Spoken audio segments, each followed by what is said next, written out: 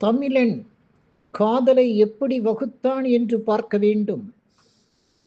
தமிழன் காதலை வகுத்த விதத்தை நினைக்கும் பொழுதே நாம் சிலிர்த்து போகிறோம். தமிழர் வகுத்த காதலி என்பது 3 வகை. ஒன்று கைக்கிளை, இன்னொன்று பெருந்திணை, அடுத்து அன்பின் ஐந்திணை. ஒருதலை காதலாக இருப்பது கைக்கிளை. அதை தமிழ் இலக்கியம் புறந்தள்ளி விடுகிறது.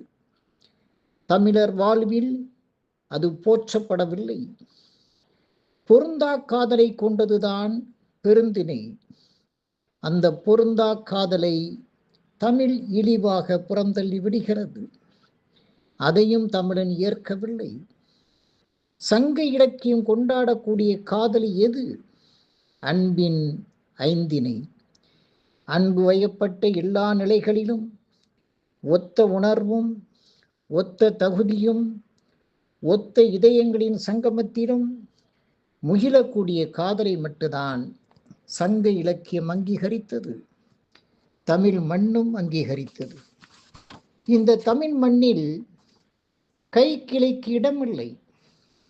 இந்த தமிழ் மண்ணில் பெருந்திணைக்கு இடமில்லை.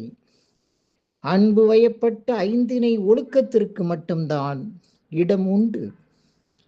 பிற இலக்கியங்களில், பிற வரலாற்று பக்கங்களில் நாம் பார்க்கக்கூடிய காதலில் இருந்தே நம்முடைய தமிழ் மண்ணில் நாம் பார்க்கக்கூடிய மரபார்ந்த காதல் எப்படி மலர்ந்திருக்கிறது என்பதை வேறுபடுத்தி பார்க்கும் போதுதான் காதலின் உயர்வும் புரியும், தமிழ் இலக்கியத்தின் தன்மையும் தெரியும். நன்றி, வணக்கம்.